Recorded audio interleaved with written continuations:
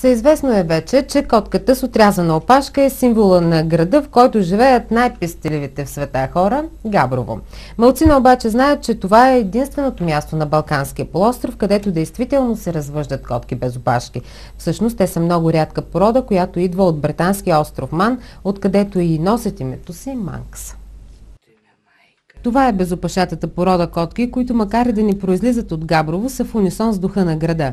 Тук манксовете се появяват през 1975 година и са подарък по случай празника на Габрово от председателя на остров Ман, който ги дава с думите: Габровци режат опашките на котките си, за да не изтива стаята зимно време.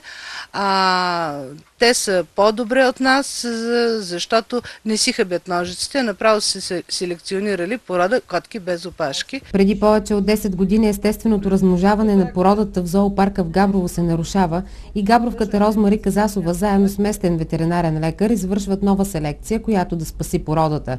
Сега самата Розмари също отглежда манксове. Има 5 големи и отскоро 7 малки, на 2 и на 4 седмици.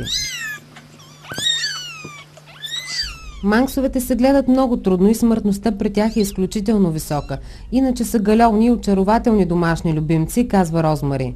Манксовите са интересна порода. Те се раждат от едно и също котило. Може да има котенца с опашка, с пълна опашка, с частична опашка, съвсем без опашка, с мъничко прешленче от опашката, различно. Манксовете на Розмари са участвали в международни изложения и породата им е призната от международни съдии. Животно, което е отгледано в някакъв си град, в малък град, някъде си, в една още по-малка държава, да го признае международни съдии, това все пак е един много голям успех. Не толкова за мен, колкото за това, което е направено. Все пак това е правено и в името на Габрово. Макар и абсурдно за такава скъпа порода, манксове се забелязват и по габровските улици, тъй като преди време са били подарявани, казва още Розмари.